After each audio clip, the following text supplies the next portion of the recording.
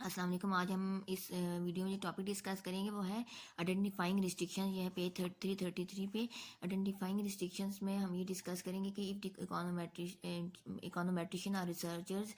Want to identify the different equations and he want to estimate the structure parameters, but he do not have a full information about the whole model and he is only interested in the one or more equation of a model। यानी कि अगर एक जो researcher है वो equation को identify करना चाहता है और जो स्ट्रक्चर पैरामीटर है उसकी उनकी वैल्यूज़ को फाइंड करना चाहता है, लेकिन उसके पास कोई फुल इन्फॉर्मेशन, पूरे मॉडल की फुल इन्फॉर्मेशन नहीं है। यानी उसके पास अगर मॉडल में अगर 6 इक्वेशंस हैं तो उसके सिर्फ एक या दो इक्वेशंस के बारे में इंफॉर्मेशन है, बाकी फुल इन्फॉर्मेशन तमाम इक्वेशंस के बारे में नहीं है। तो अगर उसके पास फुल इन्फॉर्मेशन नहीं है तो he want to identify the equations, then the formal rules of identification can not be possible. तो फॉर्मल रूल जो हमने पढ़े हैं, रैंक कंडीशन पढ़ी है, ऑर्डर कंडीशन पढ़ी है, डिफरेंट जो मेथड आइडेंटिफिकेशन का पढ़े हैं, तो उसके थ्रू फिर आइडेंटिफिकेशन पॉसिबल नहीं होगी क्योंकि he do not have a full information about the whole model, about all the equation which are in the model. अगर उसके पास तमाम मॉडल के अंदर जितनी भी इक्वेशन है उसके बारे में उसके पास फुल इन्फॉर्मेशन नहीं है, तो फिर वो जो है वो फॉर्मल रूल्स के थ्रू, जो कि पहले पढ़ चुके हैं, उसके थ्रू आइडेंटिफिकेशन पॉसिबल नहीं होगी। फिर हम आइडेंटिफिकेशन के लिए जो है वो डिफरेंट जो है ना रिस्ट्रिक्शंस इम्पोज करके आइडेंटिफिकेशन जो है वो कर सकेंगे। तो इसमें डिफरेंट रिस्ट्रिक्शंस जो है वो इम्पोज की गई हैं। सबसे पहले ये है जो है identifying, there are various kinds of identifying restriction. सबसे पहले restrictions on the parameters of some variable. Number 2 है restrictions on the relative variance of the random variable of the equation. Third है नॉन लीनियर रिस्ट्रिक्शन और fourth है restrictions across the equation. सबसे पहले हम पढ़ेंगे restriction on the parameter of some variable. Restriction are constant, एक ही बात है। ये फर्स्ट हेडिंग है, constant on the values of structure parameter और restriction on the parameters of some variable. तो ये एक चीज़ है। तो यहाँ पर जो है जो रिस्ट्रिक्शन या कॉन्स्टेंट्स हैं उन वैल्यूज ऑफ स्ट्रक्चर पैरामीटर्स, इसकी भी जो है ना वो डिफरेंट, इसमें भी डिफरेंट टाइप्स आ जाती हैं। सबसे पहले एक्सक्लूसिव रिस्ट्रिक्शन है, इक्वलिटी रिस्ट्रिक्शन है, फिर एक्सटेनियस रिस्ट्रिक्शन है। एक्सक्लूसिव रिस्ट्रिक्शन को जो जीरो रिस्ट्रिक्शन भी कहते हैं, जीरो रिस्ट्रिक्शन और एक्सक्लूसिव रिस्ट्रिक्शन। और इस एक्सक्लूसिव रिस्ट्रिक्शन में ये होगा कि जो है जो इकोनोमेट्रिशियन है वो he will exclude some variable, या जो एक रिसर्चर है he will exclude some variable from the model और from one or more equations. एक या दो इक्वेशंस में से, मॉडल के अंदर जो भी इक्वेशंस हैं उसमें से कुछ वेरिएबल्स को, एक वेरिएबल को या दो वेरिएबल को एक्सक्लूड कर देगा। और एक्सक्लूड किस बेस पे करेगा? From on the basis of economic theory. Economic theory के जैसे से हमारे पास डिफरेंट थेरीज हैं, उसके मुताबिक एक्सक्लूड जो है ना रैंडमली नहीं करेगा, बल्कि जो इकोनॉमिक थेरी उसको सजेस्ट करेगी उसके मुताबिक कुछ वेरिएबल को जो है वो एक्सक्लूड कर देगा। अगर वो जब कुछ वेरिएबल को इक्वेशन में से एक्सक्लूड करेगा तो उससे हमारे जो है ना वो इक्वेशन की आइडेंटिफिकेशन पॉसिबल होगी कि ये कौन सी इक्वेशन है, डिमांड इक्वेशन है, सप्लाई इक्वेशन है। इस तरह से आइडेंटिफिकेशन हम जो पॉसिबल हो सकती है by excluding some variable from the equation. और सेकंड ये कि हम इसमें ये भी कर सकते हैं कि कुछ वेरिएबल्स को इंक्लूड करके भी हम इक्वेशन की आइडेंटिफिकेशन कर सकते हैं। लेकिन ज़्यादा मोस्टली जो कॉमनली यूज्ड मेथड है वो ये है कि इक्वेशन को जो है ना इक्वेशन में से वेरिएबल को एक्सक्लूड करते हैं। वेरिएबल को इंक्लूड भी कर सकते हैं इक्वेशन में, उससे भी आइडेंटिफिकेशन पॉसिबल हो सकती है। और इक्वेशन में से अगर वेरिएबल को एक्सक्लूड कर दें उस तरह से भी आइडेंटिफिकेशन पॉसिबल हो सकती है। लेकिन ज़्यादा मेनली जो हम यूज़ करते हैं वो है कि हम वेरिएबल को इक्वेशन से एक्सक्लूड करके जो है ना वो आइडेंटिफिकेशन जो है वो करते हैं। अच्छा, अब जो है यहाँ पर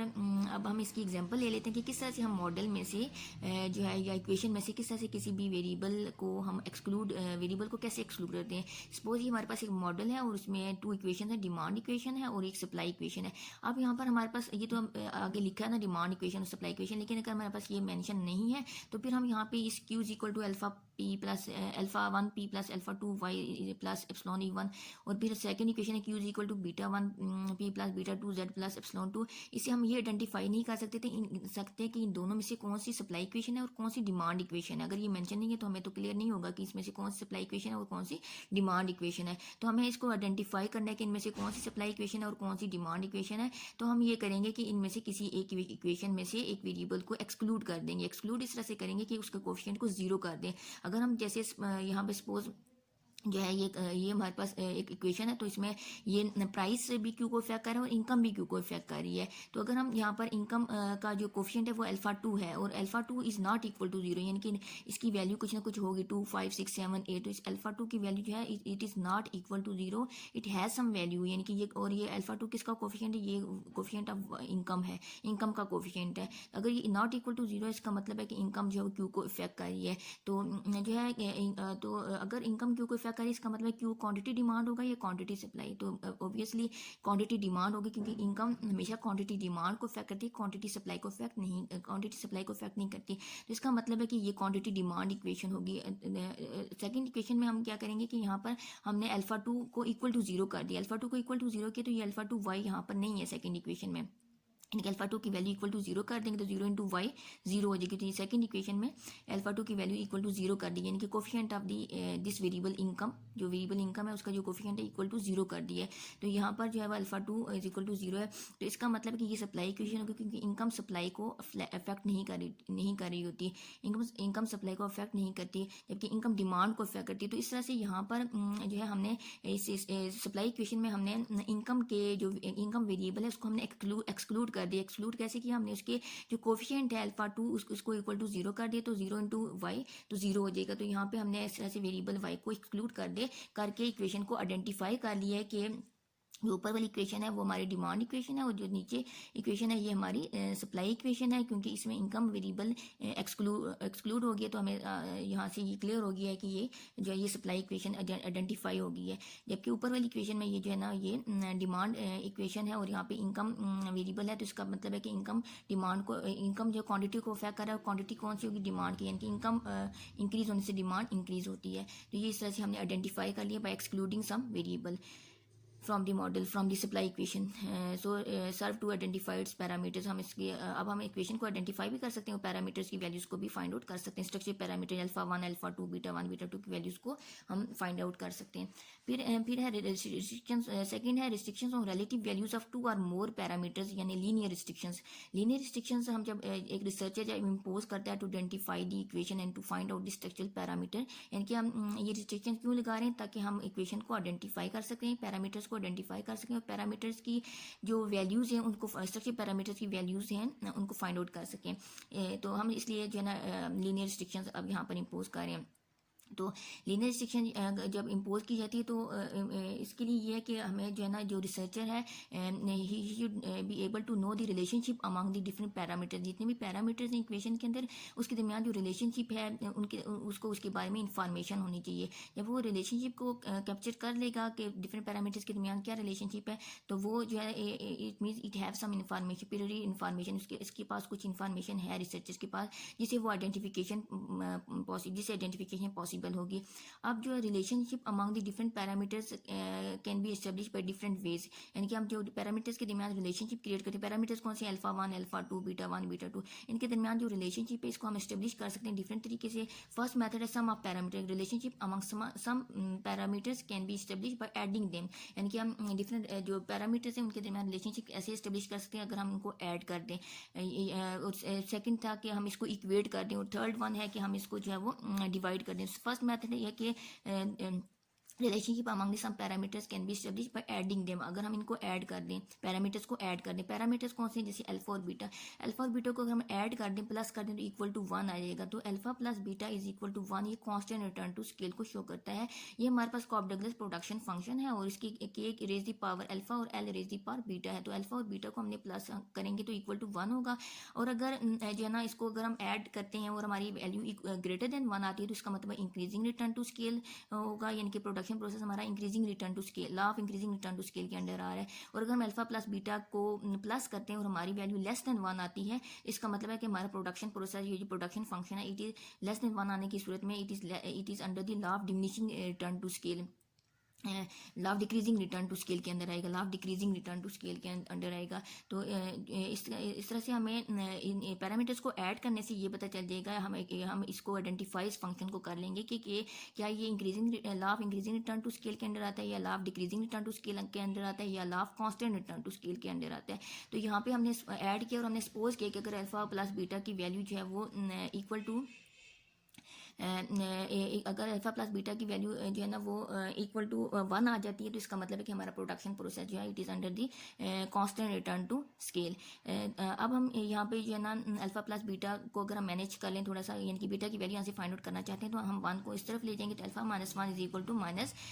बीटा हो जाएगी। फिर जो है उसके बाद कि अब हम नेक्स्ट इसमें स्टेप में ये करेंगे कि हमने इस पूरी इक्वेशन को दोनों साइड पे के से डिवाइड कर देंगे, डिवाइड द के on both sides of the equation, तो यहाँ पे भी के आ जाएगा और यहाँ पर भी के आ जाएगा। फिर हम ये करेंगे कि हमने ये जो के को अगर हम ऊपर ले जाएं, अगर हम ऊपर ले जाएंगे तो के माइनस 1 हो जाएगा, तो ये के पावर अल्फा भी और के की पावर माइनस 1 भी होगी, तो ये हम बेस अगर सेम हो तो पावर्स ऐड हो जाती हैं, तो ये ए के अल्फा माइनस 1 हो जाएगा और एल एल बीटा है। फिर जो है नेक्स्ट स्टेप में ये क्या है कि जो है ना अल्फा माइनस 1 जो है इस माइनस 1 इक्वल है माइनस बीटा की, जो कि हमने पहले सॉल्व किया था कि अगर हम इसको इस इक्वेशन में से हम माइनस बीटा फाइंड आउट कर सकते हैं कि अगर हम यहाँ पर माइनस 1 को इधर ले जाएं और बीटा को इधर ले जाएं, माइनस बीटा आ जाएगा। तो इस माइनस बीटा को हम ये माइनस बीटा अल्फा माइनस 1 की इक्वल है, तो यहाँ पर अल्फा माइनस 1 की जगह हमने नीचे वाले स्टेप में माइनस बीटा पुट कर दी, तो एल रेज की पावर बीटा, तो अगर जो है बीटा की जो के की पावर है वो माइनस बीटा है, तो अगर हम इसको नीचे ले जाएंगे एल ओवर के, तो ये इसकी पावर के बीटा हो जाएगी, तो ये इसकी पावर भी के बीटा है, एल की पावर भी के बीटा और के की पावर भी एल की पावर भी बीटा है और के की पावर भी बीटा है, तो इसको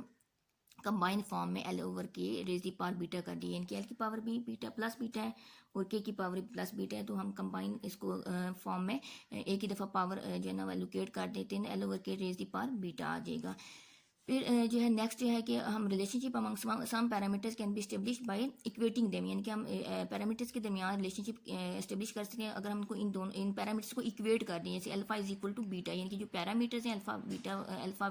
बीटा वगैरह इनको इक्वेट कर दें, alpha is equal to alpha 1 is equal to alpha 2, alpha 1 is equal to alpha 2, यानी कि इस इक्वेशन में अल्फा 1 और अल्फा 2 इनको इक्वेट कर दिया, alpha 1 is equal to alpha 2। तो यहाँ पर जो है अगर हम यहाँ पर अल्फा 2 की जगह अल्फा 1 पुट कर सकते हैं, अल्फा 1 की जगह अल्फा 2 पुट कर सकते हैं, तो यानी डिफरेंट पैरामीटर्स को इक्वेट कर सकते हैं, जैसे हम beta not is equal to beta 1 कर सकते हैं, alpha not is equal to alpha 1। इस तरह से हमने यहाँ पे सपोज किया कि हम इक्वेट करें टू पैरामीटर्स को, कौन से alpha 1 is equal to alpha 2, तो यहाँ पर हम अल्फा 2 की जगह अल्फा 1 जो है वो पुट कर सकते हैं। फिर ये जो है हमारे पास ये इन्वेस्टमेंट फंक्शन है, और फिर नेक्स्ट हमारे पास जो है वो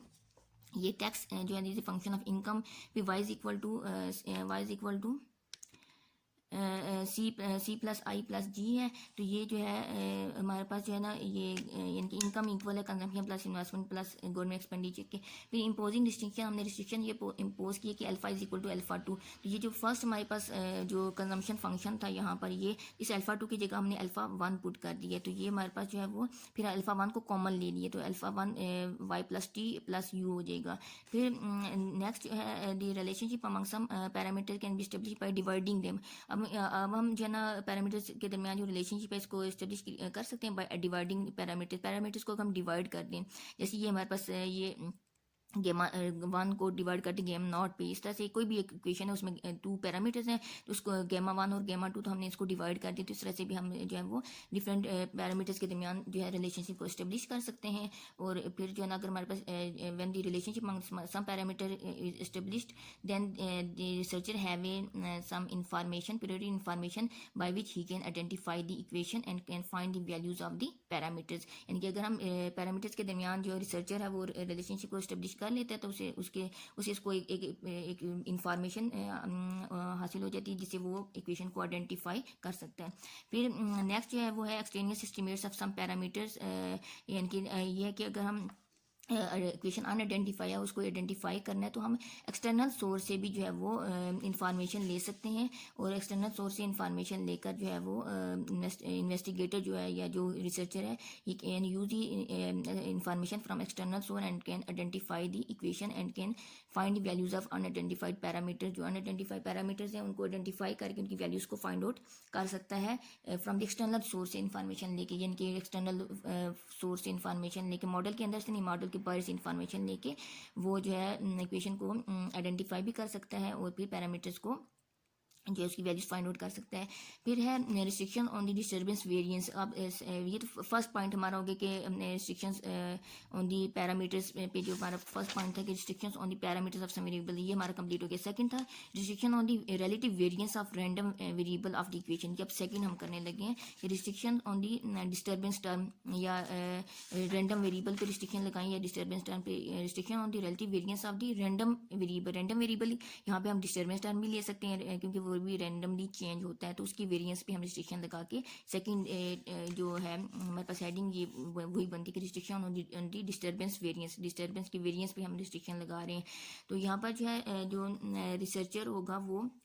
it will impose the restrictions on the variance of the disturbance term की वेरिएंस पर रिस्ट्रिक्शन लगा दी जाएगी। सपोज हमारे पास एक मॉडल है quantity demand and quantity supply, एक मॉडल है, और यहाँ पर जो है quantity demand quantity supply model जो है वहाँ ये जो है इसमें जो इसका जो U1 जो है ये डिस्टर्बेंस टर्म है क्वांटिटी डिमांड इक्वेशन की, और U2 जो है डिस्टर्बेंस टर्म है क्वांटिटी सप्लाई इक्वेशन की। अब अगर हम इसका वेरिएंस जो है वो फाइंड आउट करते हैं, वेरिएंस ऑफ U1, और ये जो है ना U2 का जो वेरिएंस ऑफ U2 से डिनोट किया गया है। तो जो है अगर हम इसको एनालाइज करते हैं, तो जो सप्लाई जो प्रोडक्ट होती हैं, जो सप्लाई होती है एग्रीकल्चर प्रोडक्ट की जो सप्लाई होती है, उसमें ज़्यादा फ्लक्चुएशंस आती हैं, क्योंकि वो उसमें जो है ना वो वेदर कंडीशन भी इसको इफेक्ट कर रही होती है, और वेदर कंडीशन क्योंकि रैंडम होती है, अनसर्टन होती है, तो उसकी वजह से क्वांटिटी सप्लाई जो है वीट की, राइस की, किसी भी जो एग्रीकल्चर प्रोडक्ट्स होती हैं उनकी क्वांटिटी सप्लाई में बहुत ज़्यादा फ्लक्चुएशंस आती हैं, क्योंकि वेदर कंडीशन अनसर्टन होती है। तो उसमें जब फ्लक्चुएशंस आती हैं वेदर कंडीशन में, तो उसकी वजह से जो प्रोडक्शन होती है वीट और राइस वगैरह की, उसकी जो सप्लाई होती है उसमें भी बहुत ज़्यादा रैंडम चेंजेस आती हैं, फ्लक्चुएशंस आती हैं। तो जो क्वांटिटी सप्लाई का जो डिस्टर्बेंस टर्म होगी उसमें भी बहुत ज़्यादा फ्लक्चुएशंस आएंगी, और ये कि इसका जब वेरिएंस फाइंड आउट करेंगे U2 का, जो कि डिस्टर्बेंस टर्म है या एरर टर्म है इसकी क्वांटिटी सप्लाई की, तो इसके जो वेरिएंस होगा U2 का वो ज़्यादा होगा, क्योंकि इसमें फ्लक्चुएशन, वेरिएंस मीन फ्लक्चुएशन, तो इसकी फ्लक्चुएशन U2 में, इसके डिस्टर्बेंस टर्म में फ्लक्चुएशन जो है वो ज़्यादा होंगी। तो इसलिए हम लिखते हैं कि variance of U2 is greater than the variance of U1, जबकि क्वांटिटी डिमांड जो एक होती है उसमें इतनी फ्लक्चुएशन उसमें आती है फ्लक्चुएशन, लेकिन इतनी ज़्यादा नहीं आती जितनी क्वांटिटी सप्लाई में आती है। इसका मतलब है कि इसका जो क्वांटिटी डिमांड का जो डिस्टर्बेंस टर्म U1 है उसमें भी फ्लक्चुएशन इतनी ज़्यादा नहीं होंगी, उसकी वेरिएंस जो है होगा U1 वो कम ही होगा वेरिएंस ऑफ U2 से। तो इस तरह से जो है जो डिस्टर्बेंस, जो दोनों इक्वेशन की डिस्टर्बेंस टर्म के वेरिएंस को एनालाइज करके उस पर रिस्ट्रिक्शंस लगा के हम ये आइडेंटिफाई कर सकते हैं कि इन दोनों इक्वेशन में से कौन सी क्वांटिटी डिमांड इक्वेशन है और कौन सी क्वांटिटी सप्लाई इक्वेशन है। जैसे यहाँ पर जो है हम ये रिसर्चर ने रिस्ट्रिक्शन लगा दी है कि variance of the U2 will be greater than the variance of U1, के जो है जो U2 जो कि क्वांटिटी सप्लाई का की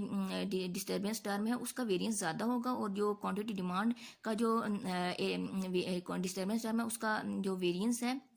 वो कम होगा, यानी कि variance of U1 will be less than variance of U2। ये रिस्ट्रिक्शन लगा दी है, तो इसके थ्रू हम जो है वो एनालाइज कर सकते हैं, आइडेंटिफाई कर सकते हैं कि इनमें से कौन सी क्वांटिटी डिमांड इक्वेशन है और कौन सी क्वांटिटी सप्लाई इक्वेशन है। जब हमने ये देखा कि वेरिएंस ऑफ U2 ग्रेटर है, तो इसका मतलब है वो U2 कहाँ पे लाई करता है, इस सेकेंड वाली इक्वेशन में लाई करता है। तो इसका मतलब है कि वेरिएंस ऑफ U2 जो है ना वेरिएंस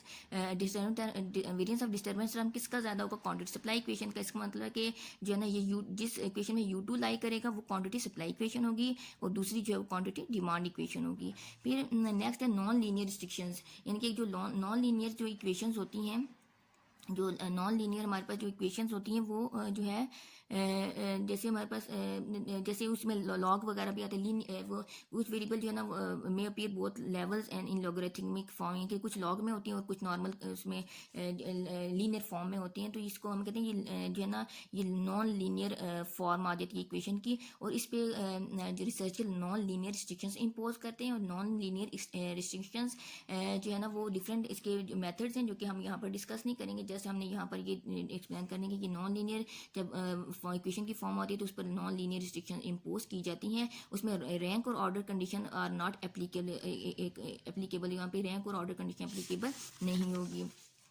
फिर जो है नेक्स्ट जो है जो हमारे पास जो फोर्थ मेथड था, यानी कि हम नॉन रिस्ट्रिक्शन भी डिस्कस कर लिए, रिस्ट्रिक्शन और relative variance of random variable भी, रैंडम वेरिएबल क्या है, डिस्टर्बेंस टाइम, उसकी वेरिएंस को भी डिस्कस कर लिया, फिर नॉन रिस्ट्रिक्शंस को भी डिस्कस कर लिया, फिर रिस्ट्रिक्शन अक्रॉस द इक्वेशन, यानी कि फोर्थ पॉइंट जो है ये फोर्थ जो रिस्ट्रिक्शन है वो हम यहाँ पर डिस्कस करें कि रिस्ट्रिक्शन अक्रॉस द इक्वेशन, यानी कि जो हमारे पास जो है पूरी इक्वेशन पे अगर रिसर्चर ये जो है वो रिस्ट्रिक्शन इम्पोज कर सकता है, और ये जो है रिस्ट्रिक्शन इम्पोज करते हुए भी वो रैंडमली रिस्ट्रिक्शन इम्पोज नहीं करेगा, बल्कि restriction will be impose on the equation across the equation according to the economic theory को मद्देनजर रखते हुए रिस्ट्रिक्शन इम्पोज करेगा। जैसे हमारे पास क्वांटिटी डिमांड एक इक्वेशन है, quantity demand function of price income, तो यहाँ पर ये रिस्ट्रिक्शन इम्पोज कर दी गई है कि जो है taste and fashion are main constant, तो ये रिस्ट्रिक्शन इम्पोज करने से भी हम जो है वो इक्वेशन को आइडेंटिफाई कर सकेंगे कि ये हमारी क्वांटिटी डिमांड इक्वेशन है, तो और प्राइस और इनकम को हम चेंज करके क्वांटिटी डिमांड में चेंजेस फाइंड आउट कर सकते हैं। तो इस तरह से पूरी होल इक्वेशन पे भी रिस्ट्रिक्शन फाइंड आउट इम्पोज करके रिस्ट्रिक्शन इम्पोज करके हम जो है वो इक्वेशन को आइडेंटिफाई कर सकते हैं। लेकिन जो भी हम जो है ना रिस्ट्रिक्शन इम्पोज करके इक्वेशन पे जब रिस्ट्रिक्शन इम्पोज करते हैं तो आइडेंटिफिकेशन करते हैं, तो उस वक्त जब रिस्ट्रिक्शन इम्पोज करते हैं तो रैंडमली इम्पोज नहीं करते, बल्कि restrictions are imposed on the basis of the economic theory को मद्देनजर रखते हुए जो है हम रिस्ट्रिक्शन इम्पोज करते हैं। जैसे क्वांटिटी डिमांड जो है वो प्राइस और इनकम से भी इफेक्ट होती है, और फैशन और टेस्ट से भी इफेक्ट होती है, तो हम यहाँ पे रिस्ट्रिक्शन लगा लेंगे कि fashion and taste are remain constant, they will not change. फिर नेक्स्ट है टेस्ट फॉर आइडेंटिफाइंग रिस्ट्रिक्शंस, जो है आइडेंटिफाइंग रिस्ट्रिक्शंस के लिए डिफरेंट टेस्ट अप्लाई किए जाते हैं। जिस तरह से हमारे पास जो है वो जो रिसर्चर है will impose the restriction by excluding some variable, जैसे हमने पहले भी पढ़ा था कि डिफरेंट वेरिएबल को एक्सक्लूड कर लेता है इक्वेशन से, तो उससे भी हमारी जो है इक्वेशन आइडेंटिफाई हो जाती है कि ये डिमांड इक्वेशन होगी या सप्लाई इक्वेशन या कुछ भी हो, कोई भी इक्वेशन होगी, तो हम इसको आइडेंटिफाई कर सकते हैं बाय एक्सक्लूडिंग वेरिएबल को एक्सक्लूड करके हम इक्वेशन को आइडेंटिफाई कर लेते हैं। फिर डिफरेंट जो है वो जो है अब यहाँ पर जो है इसके अलावा भी कंडीशन है कि हम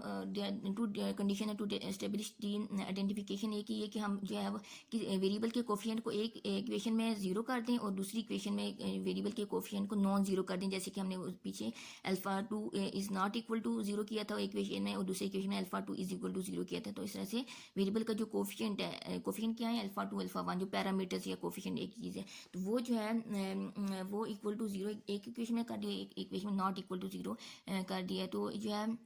जो फर्स्ट कंडीशन हमने यहाँ पे लिखी है कि coefficient of some variable is zero in particular equation, कि हम coefficient of some variable zero कर देते हैं, तो इससे इसको जो है ना this first condition could be test by applying test of significance, test of significance से चेक किया जा सकता है, लेकिन this test may be invalid due to the simultaneous interdependence. लेकिन अगर हमारे सिमल्टेनियस इक्वेशन का केस होगा तो क्योंकि सिमल्टेनियस इक्वेशन में डिफरेंट जो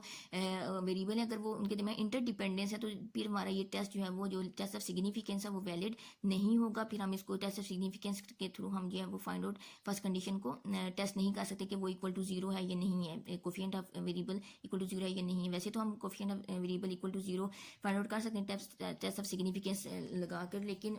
जैसे एफ टेस्ट और टी टेस्ट वगैरह लगाकर, लेकिन अगर साइमल्टेनियस इक्वेशन का केस है तो फिर हमारे ये टेस्ट वैलिड नहीं होंगे। तो फिर हम डिफरेंट जो है ना और टेस्ट बताया, हुड कॉप मैन वगैरह, इस तरह से टेस्ट यूज़ करके जो है वो किए जा सकते हैं, जो है ना टेस्ट किया जा सकता है कंडीशन को। फिर है नेक्स्ट है आइडेंटिफिकेशन है मल्टी कोलिनियरिटी, जो है ना जब भी कोई जो यानी कि ये दोनों प्रॉब्लम है एस्टिमेशन के लिए, अगर हमारी इक्वेशन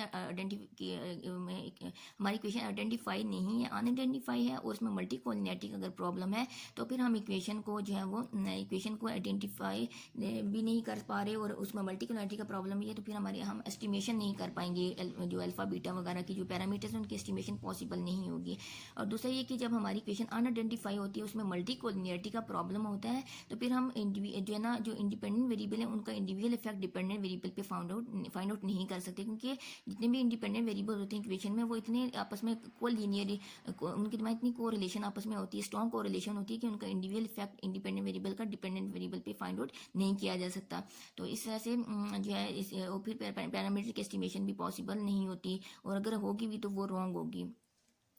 तो फिर नेक्स्ट है कि जो मल्टीकोलिनिटी में भी ये view as a special case of unidentification के अगर जो ना